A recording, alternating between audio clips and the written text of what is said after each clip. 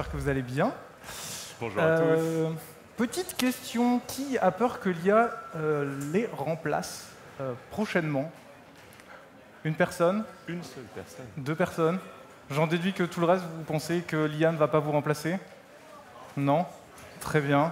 Bon bah c'est cool parce que c'est un peu le point de vue qu'on a aussi aujourd'hui avec Sébastien et Tristan. En fait, on est parti d'un constat, c'est que quand Photoshop est arrivé, ça n'a pas tué le marché des imprimeurs, ça l'a juste fait évoluer. Ça n'a pas non plus transformé les gens en graphistes, puisque, à part peut-être pour découper la tête d'un ami et de le mettre sur le corps de quelqu'un d'autre, c'est pas aller plus loin. Et c'est un peu le point de vue qu'on a aujourd'hui sur l'IA, c'est que c'est un outil qui va nous aider, qui va pas remplacer les product designers, les brand designers, les UX writers ou les user researchers, mais qui va leur permettre de passer un cap, d'aller plus loin. Et du coup, on va parler de ça aujourd'hui de manière très concrète. Pour ceux qui ne me connaissent pas, je suis Gauthier Zimmerman, je suis responsable produit et design chez Malo, et je suis également l'host du podcast Design Journeys, un podcast où on parle une semaine sur deux avec des designers, de leur parcours, de ce qu'ils font aujourd'hui. Et j'ai le plaisir de recevoir aujourd'hui deux anciens invités du podcast, Tristan et Sébastien. Alors je vais commencer par toi. Tristan, tu es le VP... pardon, j'ai les notes qui viennent de scroller. Tu es VP Design chez Malte et tu es également le cofondateur avec Rémi Billot de Discovery Discipline, une activité de production de contenu et de conseil aux entreprises. Avant ça, tu as été VP Product, Brand et Product Marketing chez Blablacar. Tu es également passé chez Intuit et PayPal. Et aujourd'hui, tu es là parce que tu es probablement la personne qui m'a le plus retourné le cerveau en parlant d'IA avec tout ce que vous avez mis en place chez Malte, mais ça, on va en reparler. Et toi, Sébastien, aujourd'hui, tu es brand et web designer freelance. Avant ça, tu as passé 7 ans chez Algolia, où tu as commencé en tant que brand designer jusqu'à arriver en tant que creative director. Et avant ça, tu es passé par diverses agences et petites startups. Et tu es là pour compléter un peu le point de vue de Tristan, puisque toi, tu vas plus être sur de la production et plus sur du branding, ce qui va un peu nous sortir du produit. Et donc, aujourd'hui, on va un peu se dire comment l'IA nous aide concrètement dans notre métier de designer, c'est-à-dire à trouver des solutions. Et je ne parle pas que de mettre en place des nouvelles features, mais je parle de répondre à des besoins, que ce soit comprendre les besoins utilisateurs, que ce soit faire une image de marque, etc., etc. Et pour ça, du coup, Sébastien, je te donne la main en te demandant, toi, aujourd'hui, comment tu utilises l'IA de manière assez globale, avant qu'on entre dans le vif du sujet? Ouais, alors c'est marrant parce que j'ai fait mes devoirs avant de venir ici. Hein. Le sujet du talk aujourd'hui, c'est concrètement comment l'IA peut aider dans les processus de design. J'ai posé la question à ChatGPT hier. Bon, bah, c'était très bullshit. Alors aujourd'hui, moi, je veux qu'on parle concret. Hein. J'ai pas envie de parler avec vous streamline de process et analyse big data ou quoi. Non, non. C'est aujourd'hui un designer, il se met derrière son ordi. Qu'est-ce qui se passe comment il peut utiliser l'AI pour s'en sortir? C'est pas miraculeux. Tu l'as dit en intro. Pendant un moment, dans le monde du design, il y a eu une grosse frayeur. Ça y est, les graphic designers sont morts, l'AI est là, surtout avec l'arrivée de Midjourney, hein, donc du text to image. C'était la fin des designers. Bon, aujourd'hui, je pense qu'on va tempérer un petit peu ce discours. Déjà, à propos d'une chose, c'est qu'on a certes une technologie incroyable entre les mains, encore faut-il apprendre à s'en servir. Hier, nos clients ne savaient pas se servir de Figma, demain, ils ne sauront pas se servir de l'AI. Donc, c'est pour ça qu'il faut être là, par contre, aux premières loges, pour apprendre à s'en servir au fil de l'eau, d'autant que c'est une techno qui évolue très vite. Donc, moi, ça a été une des choses qui a impacté mon choix de décider de quitter Algolia. J'étais là-bas, bien installé, dans une position de directeur de création, avec un bon salaire, des bons avantages, la salle de sport gratuite et Swile. Mais je sentais qu'il y a un virage qui arrivait et que si je restais dans cette position-là, j'allais le rater, j'allais m'en coûter, et dans 10 ans, j'étais out. Donc pour ça, je ne réponds pas du tout à ta question. Là. Pas du tout. Aujourd'hui, pour répondre donc plus concrètement, qu'est-ce qui peut servir en tant que designer dans l'AI? Donc, je vous l'ai dit, il y a Midjourney. il y a ChatGPT, il y a Adobe Firefly, qui sont des outils géniaux pour la création visuelle. Et puis, de plus en plus, on commence à voir des tools vraiment orientés designer qui intègrent de l'AI. Je pense à Framer, notamment. Et donc, on va pouvoir revenir un petit peu dessus plus en détail par la suite. Je vais laisser peut-être un peu Tristan répondre à la question d'abord. Tristan, c'est simple, la question est identique pour toi. Toi, aujourd'hui, un peu comment tu utilises l'IA chez Malte? Alors, l'IA, je l'utilise pour moi, pour mon usage personnel. Je pourrais vous parler de quelques bots qui m'aident dans mon quotidien. Mais chez Malte, on a eu aussi envie d'aider tous les employés à s'onboarder sur l'AI, à l'utiliser. Parce qu'il y a une partie où on va travailler un produit qui intègre de l'AI pour servir les clients, mais il y a aussi une courbe d'apprentissage interne pour apprendre à l'utiliser. De ce que je constate, en gros, il y a 20% de early adopters, un peu de champions, qui ont envie d'être acteurs dessus, peut-être de créer des bots, de faire des choses. Et puis il y a une grosse part de l'organisation qui est consommateur potentiel. Voilà. Donc il faut leur donner des outils pour utiliser l'AI de manière simple, presque l'utiliser sans avoir l'impression de l'utiliser. Et donc, un des boulots qu'on a fait chez Malte, et on va parler design là, donc en particulier dans l'équipe design, ça a été de se dire comment est-ce qu'on peut développer des outils, des bots qui vont servir chacune des disciplines pour les aider à mieux bosser, à aller plus vite, à être plus créatifs. Donc pour ça, on a beaucoup utilisé un outil qui s'appelle Dust, D-U-S-T, pour ceux qui ne connaissent pas, c'est une start-up française qui a un avantage énorme, c'est deux dimensions. L'une, c'est de pouvoir créer des knowledge bases. Donc, knowledge base, c'est, en gros, ChatGPT, ça va taper dans le web au sens très large, mais ça va vous ramener un peu tout le bruit du web. Pour avoir des outils qui sont optimisés, on va créer des bases de connaissances plus restreintes. Donc, dire au bot, bon, voilà, toi, tu vas travailler sur cet ensemble de data. Tu vas pouvoir aller ailleurs, mais principalement, tu vas travailler là-dessus. Ça, c'est vraiment important pour avoir des outils qui sont performants et qui sont adaptés au contexte de votre boîte. Si on veut créer du contenu, chez Malte, on va devoir utiliser les brand guidelines de Malte, on va devoir utiliser tout un tas de documents internes à Malte pour créer un contenu spécifique. Sinon, c'est le contenu de ChatGPT général. D'accord ? Donc Dust, il vous permet de faire ça simplement. Et en plus, il a un autre avantage, c'est qu'il permet de s'interfacer avec Slack, par exemple. Ce qui fait que vous allez avoir ces champions dont je parlais, les 20% qui vont pouvoir construire des bots spécifiques, et les 80% interroger ces bots simplement en utilisant Slack. Donc, on crée un channel Slack pour chaque bot. D'accord ? Donc, on va avoir un channel qui s'appellera écriture de contenu. Et les employés auront simplement à rentrer dans ce channel, à dire @Dust, je veux que tu me produises du contenu pour une page qui va servir à insérer mes informations bancaires, etc. Et l'outil travaille. Donc, en résumé, une grosse partie de mon boulot, ça a été de réfléchir à comment développer l'usage de la AI pour toutes les personnes internes.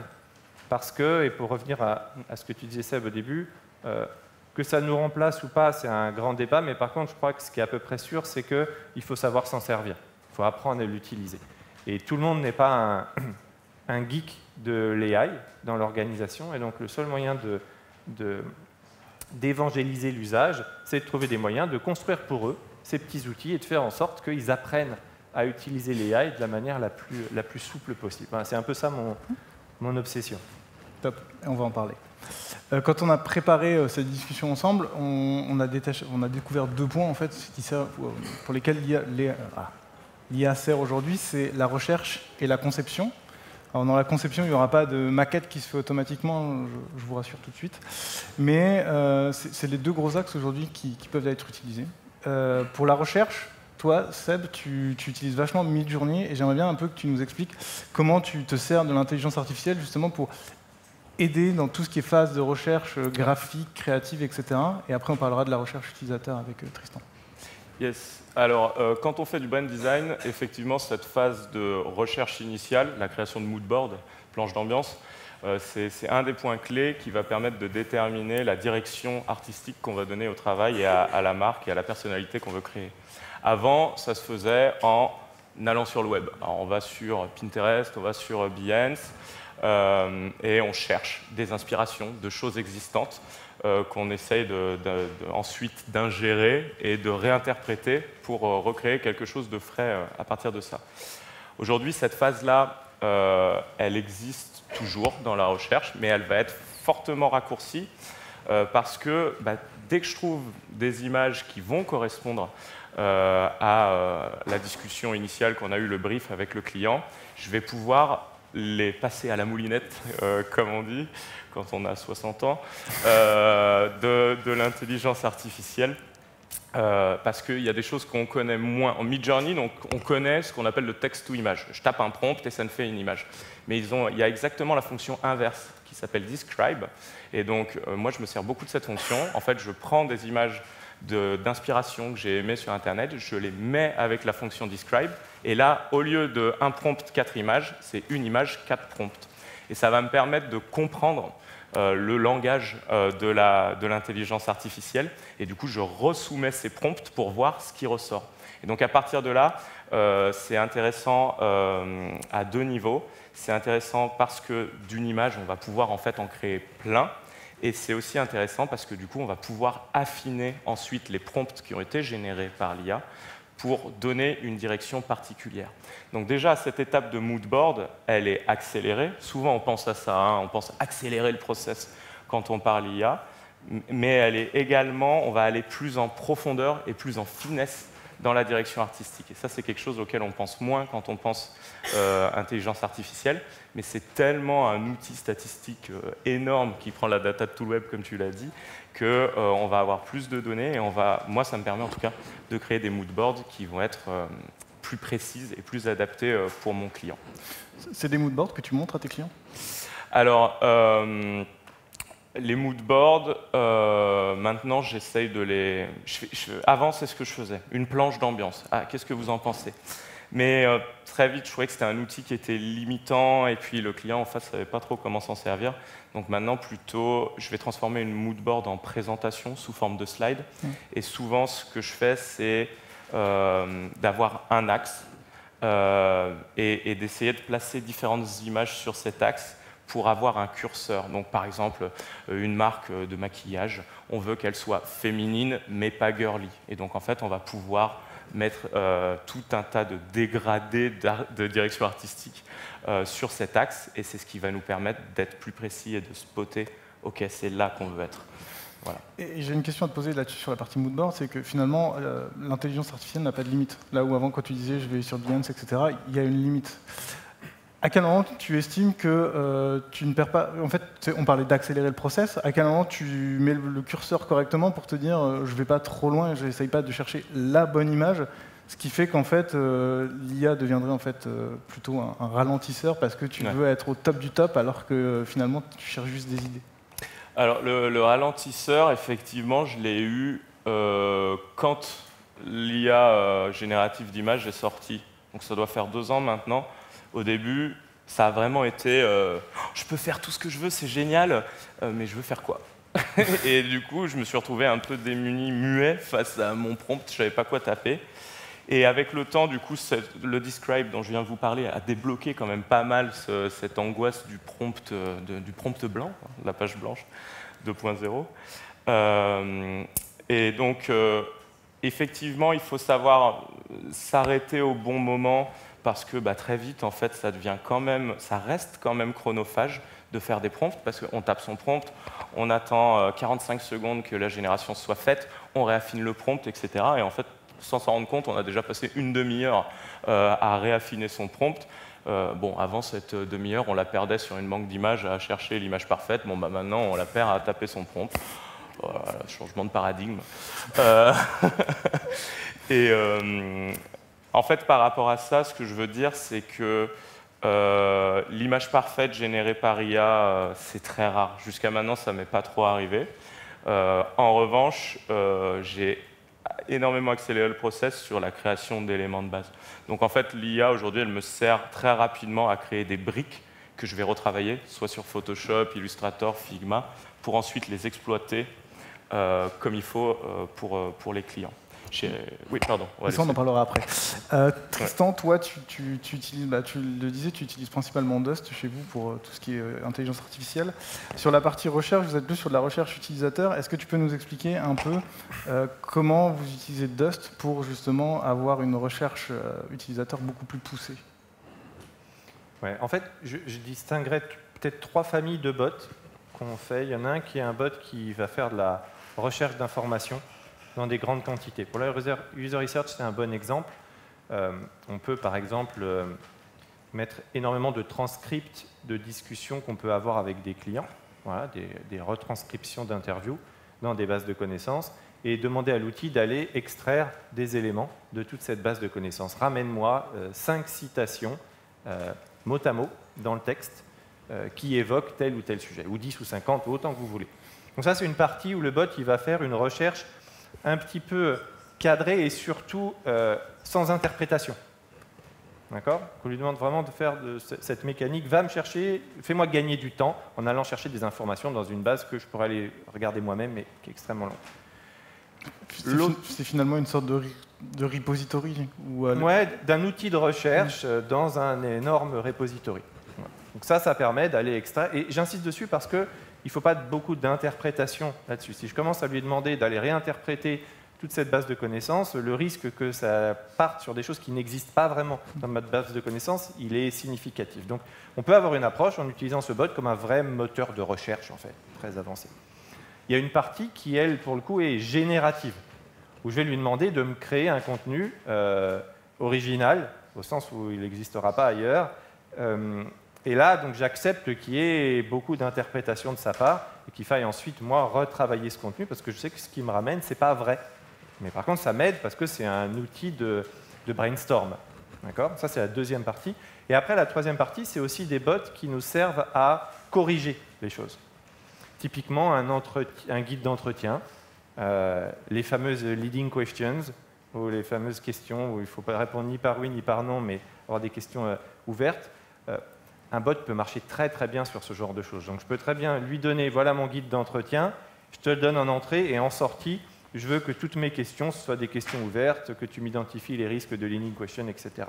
Ça peut fonctionner aussi sur de la correction de contenu vis-à-vis de guidelines, en disant, ben voilà, moi j'ai ce contenu-là, est-ce que tu peux vérifier, donc corriger.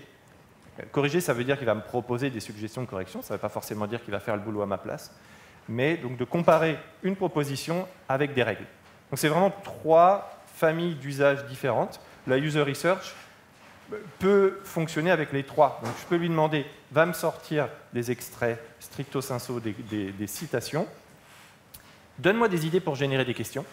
Voilà. J'ai envie d'explorer tel sujet, qu'est-ce que je pourrais bien demander? Donc ça c'est la génération. Et voilà mon guide d'entretien, corrige-le moi pour que ce soit des questions même engageantes, sympathiques, je veux une question drôle, etc. Voilà, c'est 3 familles. J'insiste dessus parce que ChatGPT, c'est formidable, mais c'est un seul et même outil. Donc, ce qui est vraiment intéressant quand on est professionnel et qu'on développe ça en interne, c'est d'avoir des bots spécialisés qui vont donc répondre à des usages comme ça très différents. Et du coup, toi, en le mettant en place là chez Malte, aujourd'hui, est-ce que tu vois un gain, on va dire, de productivité, de temps, que ce soit sur ces 3 étapes-là, que ce soit sur la génération de questions, que ce soit pour s'assurer que les guides d'entretien soient corrects, ou alors qu'il y ait les bonnes informations qui remontent en fonction d'une question donnée. Ouais. Est-ce que tu vois, est-ce que tu as déjà réussi à le chiffrer, à l'établir? Le chiffrer, non. Moi, je vois plusieurs gains. Effectivement, on gagne du temps. Parfois, on gagne des ressources. Et là, peut-être que le sujet de remplacer par remplacer, c'est intéressant, mais factuellement, si on est capable d'aller checker du contenu sur des guidelines strictes et de le faire en masse, que chaque designer ou chaque copywriter, lorsqu'il produit, on a des processus de vérification. Si on ne faisait pas ça, ce serait quelqu'un qui le ferait. Donc, il y a un gain sur ce sujet-là, qui est un peu plus délicat, mais c'est une réalité. Et il y a même un gain en qualité et en créativité. Ça, c'est intéressant. On a fait un petit test. Au début, on a lancé les bots.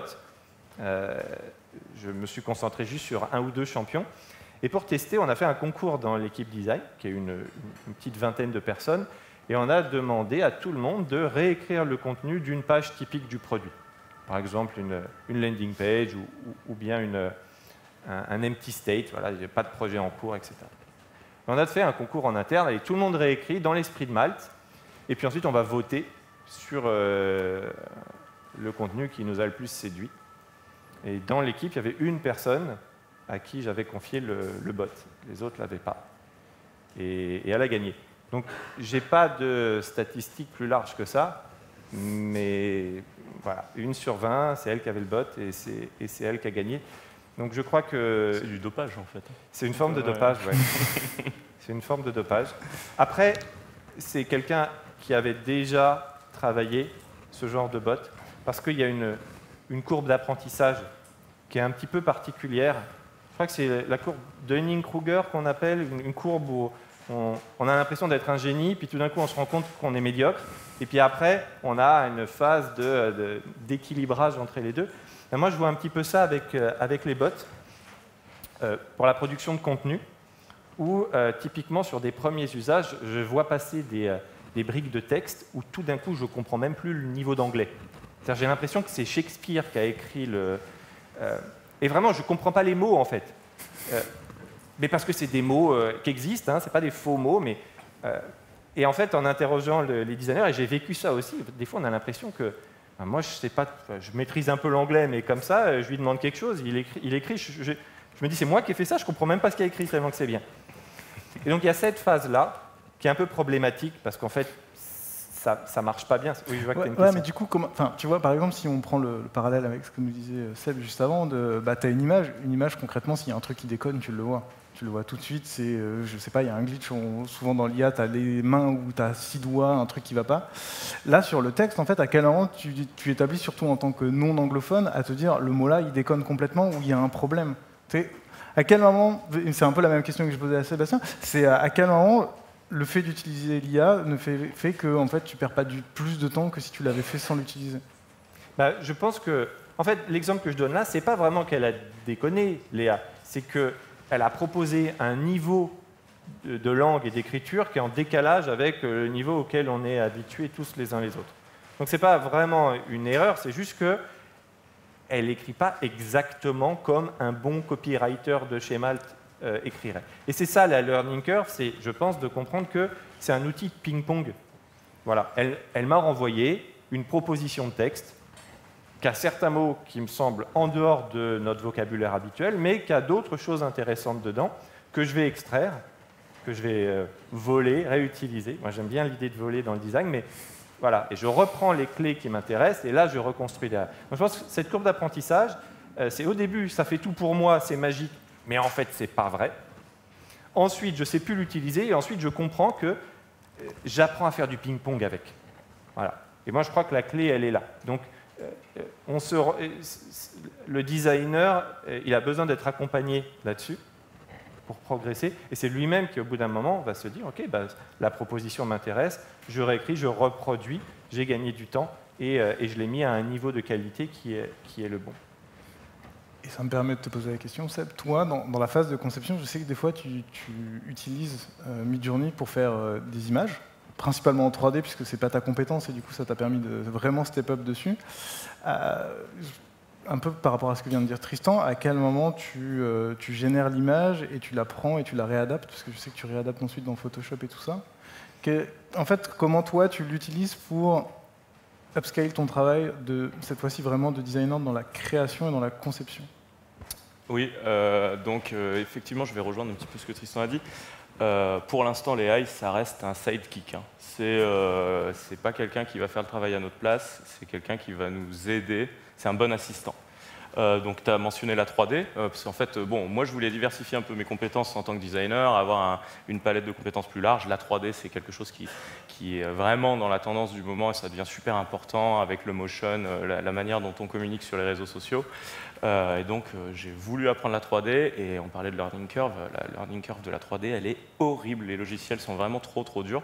J'ai passé 6 mois à essayer d'apprendre, et c'était pas terrible.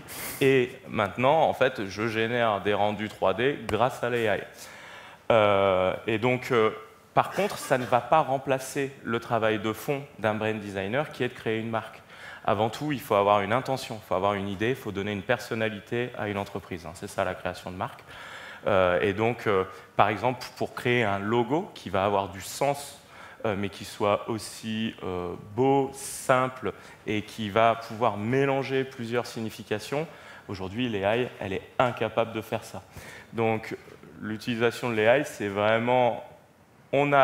je trace les grandes lignes de la marque, et ensuite, plutôt que de faire appel à un freelance parce que j'ai besoin d'un rendu 3D, ou plutôt que de faire appel à un illustrateur, malheureusement c'est le job de ces gens-là que ça vole, et ben, je fais appel à l'AI. Oui. Vas-y. Non, et puis après, il y a un autre use case aussi duquel je me sers qui est assez nouveau. C'est souvent lorsqu'on fait une charte graphique, arrive vers la fin ce qu'on appelle la charte d'imagerie. Donc quel type de photo on va utiliser, comment doivent être placés les mannequins, est-ce qu'on a des regards caméra ou pas, des sourires ou pas, quel genre de lieu. Bon, bah ça, avant, c'était pas mal de recherches sur une banque d'images où on trouvait des images et on créait un espèce de stock avec une base de données restreinte pour le client. Bah, aujourd'hui, de plus en plus, au lieu de livrer des images et de l'imagerie, je livre des prompts. J'ai calibré des prompts par rapport aux guidelines sur lesquels on s'était mis d'accord. Et du coup, en fait, derrière, le client, ça lui permet de générer tout seul, en copiant-collant ces prompts, de nouvelles images qui seront adaptées à l'imagerie sur laquelle on s'était mis d'accord. Alors ça m'amène à une autre question pour vous deux, que ce soit tant sur le writing ou que sur la création d'images, c'est que toi, si tu donnes des prompts à tes clients, ou que Tristan, vous ouvrez en fait un peu la possibilité d'écrire, de simplifier l'écriture à des product designers, est-ce que vous n'avez pas peur qu'en fait, toi, ton métier qui disparaisse un peu, Seb, de créer des images, de continuer à avoir tes clients, d'avoir une sorte de revenu récurrent en créant des images. Et toi, Tristan, une fois que les product designers ils ont accès à des guidelines de writing, en fait, il n'y a plus besoin du UX Writer parce que finalement, les guidelines sont là et il suffit juste de dire « je voudrais dire ça, d'avoir les guidelines et donne-moi le texte qui va avec ». Je laisse la main à qui veut. Il y a une petite partie qui est... il y a une partie qui est vraie de ce que tu dis. Hein. Enfin, si ta question c'est est-ce que j'ai peur, ça ne me fait pas peur particulièrement, mais est-ce que c'est une conséquence possible? Certainement, mais ça ne veut pas dire plus. Ça veut dire peut-être moins et sans doute différent.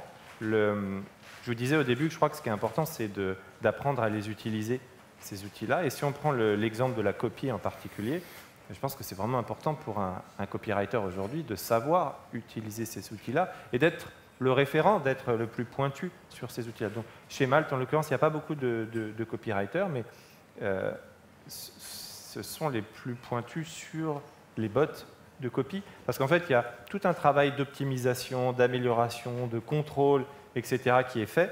Et donc, c'est un moyen de scaler leur impact. Hein. Et d'ailleurs, honnêtement, des entreprises qui ont un copywriter par squad, il y en a vraiment très très peu. Il y a des gens de Conto ici, ils sont des exceptions, mais il y a beaucoup d'organisations où il y a très peu de copywriters et on cherche en permanence le scale. Jusqu'à aujourd'hui, le moyen de scaler, c'était d'aller chercher des priorités en leur disant « écoute, tout ce qui n'est pas en dessous de la priorité 1, tu t'en occupes même pas parce que tu n'auras pas le temps ». Aujourd'hui, tout ce qui n'est pas en dessous de la priorité 1, fait en sorte que les équipes aient les bots qui soient adaptés à ça pour qu'ils puissent produire un niveau de contenu suffisant et éventuellement tu jettes un coup d'œil à ce que ça donne ou tu recrées un bot qui va permettre de les vérifier. Donc je crois que c'est plutôt de leur donner les outils et de s'assurer que ce sont les honneurs de ces outils. Voilà. Parce que je vous disais tout à l'heure, le 80-20, peut-être ça va durer longtemps comme ça. Hein. Il y a peu de gens qui sont les crafters de bots. Il y en a beaucoup qui sont les users. Donc je pense que l'important pour ces métiers-là, c'est d'être les crafters de ces bots-là. Okay. Et donc du coup, chez Malte, je comprends, il y a des règles, vous êtes une boîte, c'est bien établi. Toi, Seb, une fois que tu as filé les prompts à tes clients, c'est la fête en fait. Ils peuvent faire absolument ce qu'ils veulent. Alors, oui, mais... non, en fait, moi j'ai toujours été dans une démarche où j'accompagne mes clients sur la création de leur marque et à la fin, la livraison, c'est certes, ils ont des visuels et des supports de communication, mais ils ont aussi tout un tas de templates et d'outils design qui leur permettent de gagner en flexibilité et en autonomie sur la création de leur communication visuelle. Donc que ce soit par le biais d'un employé en interne ou par un freelance qui réutilisera ces templates-là. J'ai toujours été dans cette démarche de empower les clients, les rendre suffisants vis-à-vis de la création de leur marque. C'est aussi ce qu'ils cherchent. Donc, je suis un peu plus cher qu'un autre designer upfront, mais après, je ne garde pas mes clients captifs.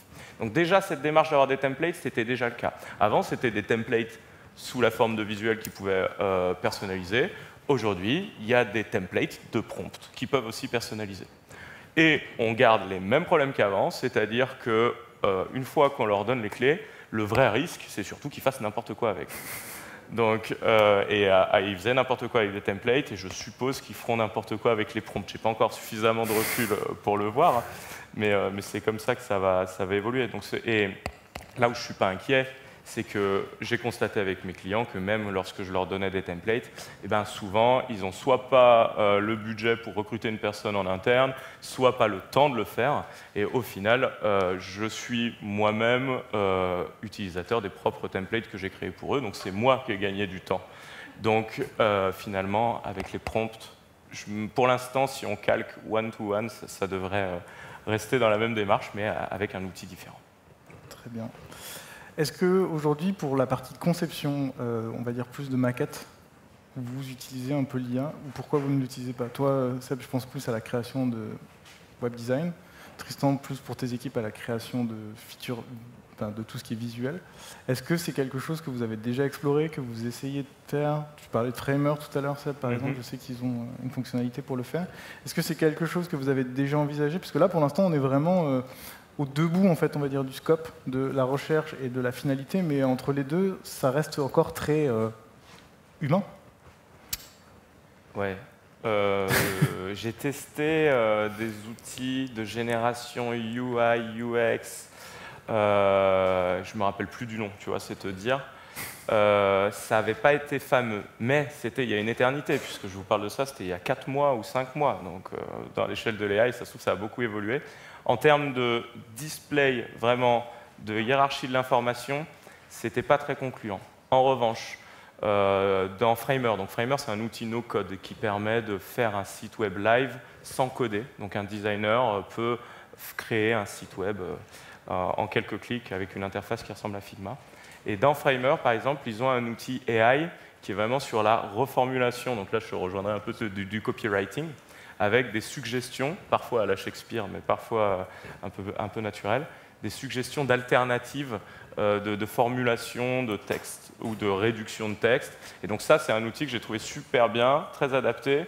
Moi, en tant que bon Frenchie, des fois, avec certains clients, on fait un peu des placeholders de paragraphes ou de choses comme ça. On sait que ça veut dire à peu près ça.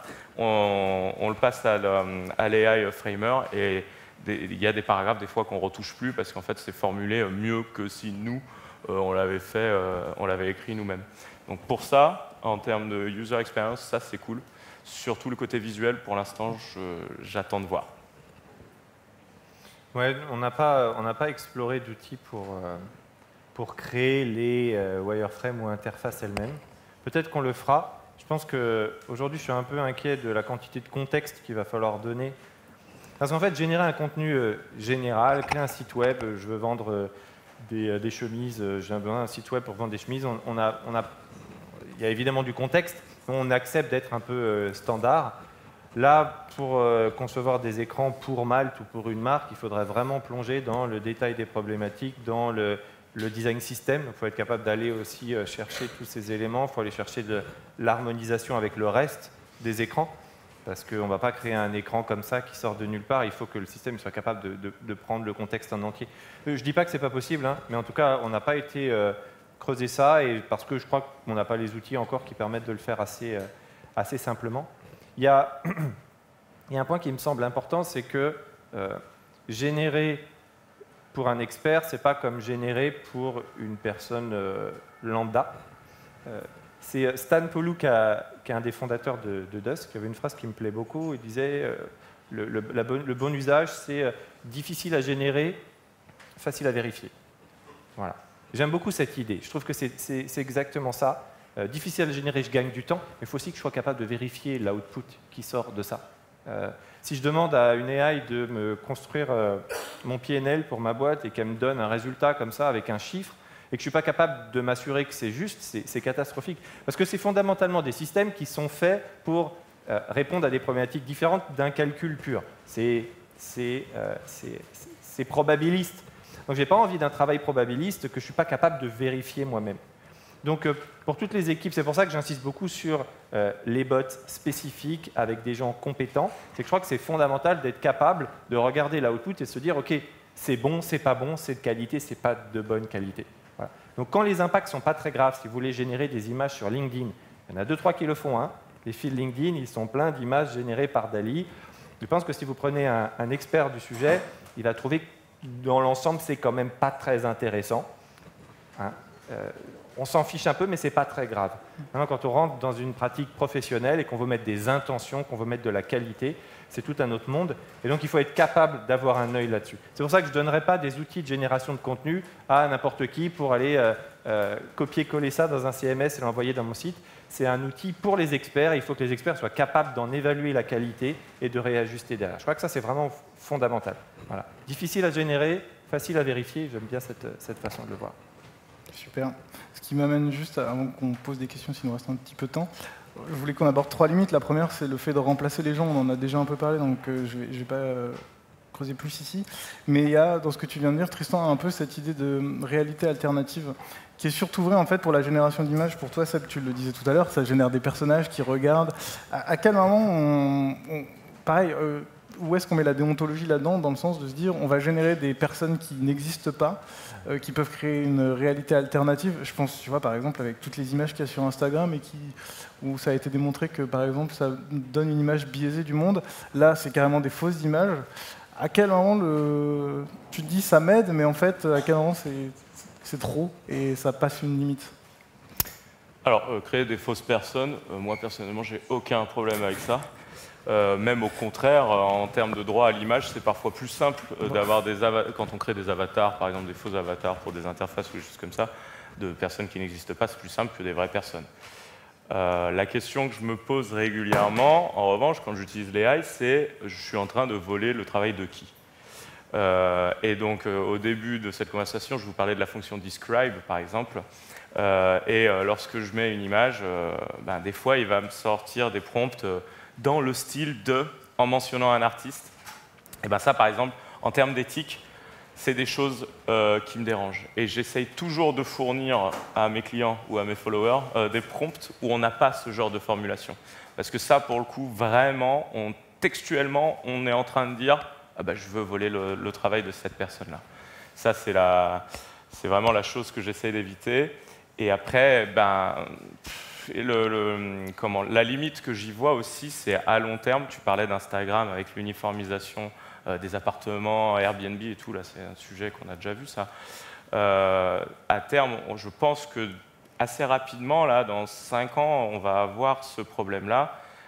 L'IA, Midjourney en tout cas, enfin tout ce qui est la génération d'images, c'est un outil statistique. On prend toutes les images du web et lorsqu'on tape un mot, on nous ressort la moyenne de ces images en rapport avec ce mot.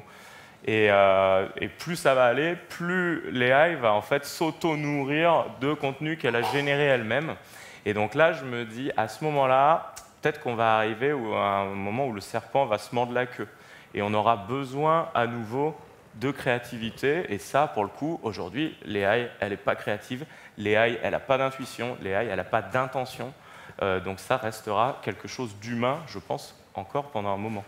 On avait, en préparation de cette conversation, c'est la métaphore qu'on aime bien, au début, il y avait des peintres qui faisaient des paysages et des portraits, puis un jour, la photo a été inventée. Et en appuyant sur un bouton, d'un coup, on pouvait prendre le portrait mieux fait qu'à la peinture faite par quelqu'un. Il y a des peintres qui sont morts. Hein. Tous ceux qui peignaient des croûtes, des paysages pourris et des portraits pas ressemblants, eux, ils ont perdu leur métier.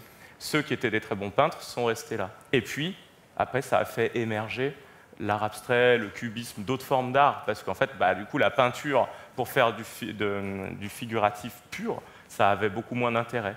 Là, je pense qu'on est dans une situation pareille. On avait des designers, des graphistes, des illustrateurs, des photographes. Il y en a plein qui faisaient du taf de base, remplir des bases de données sur des stock images, des stock banks, du Envato, du Getty Images. Ceux-là, c'est à eux qu'on vole le travail aujourd'hui, et ça va les forcer à se réinventer, puisque l'AI fera ça, l'AI fera banque d'images. Donc, si eux, ils veulent continuer à être photographes, il faudra qu'ils soient photographes différemment. Donc, ça va être un moment difficile pour beaucoup, mais intéressant. Très bien. Et on a parlé du droit d'auteur. Du coup, en régie, est-ce qu'on a juste le temps pour 1 ou 2 questions? On a 10 minutes. Ah, oui. Est-ce que des gens ont des questions? Oui. Il y a le micro qui doit arriver. Merci. Alors, c'est intéressant parce que je trouve que ça pose des problèmes de déontologie, parce que vous l'évoquez, il y a des problèmes sur des jobs qui sont en train de se perdre. En même temps, on se pose la question sur des designers. J'ai pas envie de citer un designer dans un prompt, etc. Mais quand on parle aussi d'une génération de personnes fictives, on est en train de voler aussi les métiers des personnes qui sont modèles. Donc en fait, je pense pas qu'on maîtrise tout. Ma question est plutôt, vous voyez comment l'IA dans 10 ans, dans 20 ans? On va tous être sur une chaise pluguée et juste réfléchir pour que quelqu'un produise des contenus pour nous. Vous voyez la chose comment en fait? Waouh. Ah, moi, j'en ai absolument aucune idée. Je n'en sais rien du tout. Ah, bah, vraiment, je ne sais pas. Ça va vite. Il y a des choses bien et des choses pas bien. J'ai aucune idée de qu'est-ce qui va être remplacé. Honnêtement, moi, je crois que ce qui m'a marqué, c'est cette idée que si ça remplace le monde entier, que ça détruit le monde, moi, je ne pourrais pas y faire grand-chose. On ne pourra pas y faire grand-chose. Mais par contre, un scénario possible, c'est que on crée un peu une fourche entre ceux qui savent l'utiliser et ceux qui ne savent pas. Et moi, c'est ça ma préoccupation, pour être honnête, c'est de m'assurer que le plus de gens possible savent l'utiliser. Et là, on a parlé design, pro, etc. Mais j'ai des enfants et je joue aussi à ça avec eux. Je me crée des bots pour moi-même aussi. Ça m'amuse. Donc j'ai un bot où je lui ai mis tous mes tests de personnalité. Quand on a 20 ans de carrière dans des boîtes, on a fait 3 tests de personnalité par boîte, on en a partout. Et donc j'essaye de voir s'il peut m'inspirer, me répondre à des questions sur moi-même. On l'utilise aussi beaucoup pour Discovery Discipline. On a créé un bot qui, typiquement, on a fait une formation avec une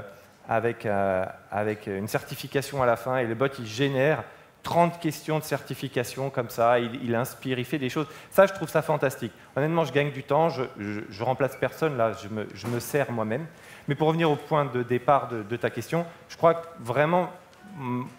La mission qui m'inspire, c'est d'aider tout le monde, et c'est pour ça que je voulais aussi partager tout ça avec vous, d'aider tout le monde à se dire, faut essayer, faut y aller, parce que peut-être qu'on va simplement remonter le niveau un peu de tout le monde, c'est un peu utopiste, mais de dire que ça détruit le monde, ça l'est aussi d'une certaine manière.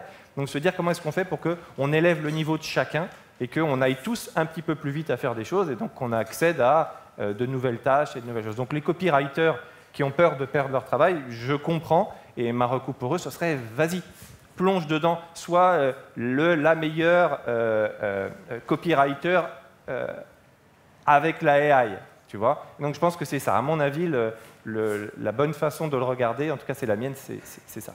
Allons-y tous. Ouais, 10 ans, ça me paraît une éternité. Déjà, se poser la question, dans 2 ans, on en sera où? Moi, ce que je pense, c'est qu'il va y avoir un décalage, un shift d'un petit peu des métiers qui vont de plus en plus s'orienter vers les AI. On commence à voir dans l'industrie du design des termes émerger comme prompt designer. Voilà, ça je pense que rapidement on va y arriver, il va y avoir des certifications, montrer qu'on peut être expert en génération de prompts liés au design, ça me paraît très cohérent. Après, à l'avenir, franchement, c'est allé tellement vite ces 2 dernières années. Là, encore lundi, il y a eu des nouvelles releases d'OpenAI qui vont nous mener vers un scénario à la Her, là, vous savez, cette intelligence artificielle qui nous parle. Donc, est-ce que dans 10 ans, on ne sera pas dans Skynet Terminator? Moi, quand je parle à ChatGPT aujourd'hui, je dis s'il te plaît, merci, au cas où. C'est bien. Est-ce qu'il y a une question Petit commentaire pour se faire des nœuds dans le cerveau. Les prompts. Moi, maintenant, j'utilise des AI pour générer les prompts qui parlent à des AI. Et honnêtement, ça marche super bien de dire, voilà, j'ai besoin de faire ça, écris-moi le meilleur prompt pour qu'une AI soit efficace à exécuter ça. C'est juste pour le plaisir de se faire des nœuds dans le cerveau, mais les usages, les croisements, ils sont pour le moment infinis. Il y a un beau terrain d'exploration. Alors vraiment, lire la suite, c'est dur. Hein. Bonjour, merci à vous 3, c'était hyper intéressant. Pour aller plus loin dans le fait de creuser, que chacun puisse creuser dans sa boîte comment l'utiliser, et notamment comment vous l'avez fait chez Malte avec, tu parlais de Dust. Est-ce que tu peux nous donner un peu des éléments sur comment vous avez mené ce projet-là de mettre en place des bots chez Malte? Je crois qu'un bot, et ça devrait vous parler à tous, un bot, il faut le penser comme un produit. Voilà. Et donc, pour lancer un produit en interne ou même en externe, on va identifier un besoin d'abord, se dire tiens, j'ai regardé les gens se comporter, je vois que là peut-être que je pourrais apporter de la valeur. Donc ça c'est la première phase. La deuxième phase c'est de créer le meilleur bot possible. Et le meilleur bot possible, quand on parle de bot spécifique, c'est créer la meilleure base de connaissances possible. Donc voilà, pas mettre tout ce qu'on peut mettre dedans, ce n'est pas forcément la quantité qui va faire, c'est un équilibre entre de la quantité et de la qualité. De prévoir des bonnes instructions au bot. C'est peut-être un détail, mais je crois que c'est important. Les instructions, c'est le pré-prompt. C'est-à-dire que je suis capable de dire, toi, bot, ton boulot, c'est seulement d'écrire du contenu chez Malte en respectant les guidelines. À chaque fois que je vais te demander quelque chose, tu vas me proposer 3 réponses, l'une qui sera drôle, l'autre qui sera neutre, l'autre qui sera très sérieuse, etc., etc. Et quand vous faites ça, les utilisateurs, à la fin, ils n'ont pas besoin d'écrire le prompt. Ils disent juste « écris-moi du contenu pour dire bonjour » et tout fonctionne d'un coup. Donc c'est la conception, identifier le besoin, le concevoir, et la troisième phase, c'est d'itérer dessus et de se rendre compte des usages. Donc Dust, je ne travaille pas chez Dust, mais c'est vraiment un super produit. En plus, c'est français, donc c'est très très bien. Mais il y en a probablement d'autres. Mais Dust, il vous permet aussi de suivre les usages. Donc vous allez publier 15 bots en interne, et Dust, il va vous dire, ce bot-là, il a été interrogé 5 fois par jour, celui-là 25 fois par jour. Donc vous avez même de la data pour comprendre l'usage de votre produit et itérer dessus. Voilà. Donc ma reco, c'est ça se monte comme un produit, et puis ensuite vous avez des utilisateurs finaux qui sont les gens internes, et vous allez itérer avec ça. Merci pour la presse. Du coup, question pour Tristan, notamment sur la mise en place de Dust chez Malte. Donc tu as clairement parlé des usages. Moi, j'ai une question du coup sur le fait que ces modèles-là, aujourd'hui, c'est des modèles du coup de type LLM, du coup, qui apprennent sur la donnée qu'on leur donne en entrée. Et du coup, en termes notamment sur la partie discovery, où la donnée qu'on va collecter, qu'elle soit quali ou quanti, elle est quand même assez, elle peut avoir des contraintes au niveau RGPD assez fortes. Du coup, sur cet aspect vraiment d'augmentation du product dans la partie user research, comment vous gérez cette partie-là? Parce que Dust, en fait, c'est aussi une surcouche au-dessus de différents modèles qu'on peut plugger. Oui, c'est ça, exactement. Et donc cet aspect données sensible, comment vous l'avez pris en compte au sein de Malte? Bon, une partie de la réponse, c'est vraiment en développement tout ça. Donc là, on est dans une phase jeune où on est en train d'apprendre, de trouver les équilibres, de trouver où est-ce que ça peut fuir, etc. Donc, je n'ai pas une réponse parfaite déjà normée, parce que ça, c'est un peu compliqué. Par contre, l'avantage de Dust, c'est que oui, il est un peu passe-plat. Donc, c'est une interface qui va taper dans des LLM, on peut choisir, je veux utiliser Mistral, je veux utiliser GPT, etc. Et des utilisateurs finaux. Ça fait ça, mais ça a aussi la vertu de garder la base de connaissances là où elle est, c'est-à-dire chez nous, soit dans un Notion, soit dans un Drive, et de la vectoriser. Et donc, ils ne vont pas transférer toute la base de connaissances vers GPT pour avoir les réponses. Donc, ça permet d'avoir une couche intermédiaire qui fait que je n'ai pas ouvert ma base de connaissances à GPT, je l'ai enfermée dans Dust, et qui fait en sorte que ça ne fuite pas. Mais maintenant, est-ce que c'est complètement fiable? Est-ce qu'on peut pas, est-ce qu'il n'y a pas une partie de l'info qui transite, etc. Il y a tout un monde à explorer. C'est quand même plus fiable que d'ouvrir ChatGPT à tout le monde en leur disant « allez-y, balancez les docs internes pour le faire réagir » parce que là, vous l'entraînez avec votre base de données. Dust, il protège de ça. Pour répondre également à ta question, j'ai actuellement un de mes clients qui s'appelle Dilogy. Eux, ce qu'ils développent, c'est une AI. Ils sont dans l'assurance et l'actuariat, donc le calcul de risque. Et ils vendent aux assureurs une intelligence artificielle qui leur permet de lire tous leurs contrats et de monitorer en temps réel les risques en fonction de scénarios. Il y a la guerre en Russie, quels sont les contrats exposés, à combien de... Et donc, c'est des données très sensibles. Et donc, en fait, aujourd'hui, eux, ce qu'ils font, c'est qu'ils vendent la technologie qui est en fait une sorte de pré-paramétrage de l'intelligence artificielle. Et après, tout se passe en interne dans des serveurs très fermés qui ne sont pas du tout reliés à Internet ni quoi que ce soit. Ils sont vraiment sur des intranets. Et ça, c'est une des choses qui leur permet de gérer la RGPD, puisque ce n'est pas sur le web, donc la donnée reste privée. Top. Merci beaucoup Sébastien, merci beaucoup Tristan. On est arrivé à la fin du temps, donc merci beaucoup pour votre temps. Et puis, merci beaucoup.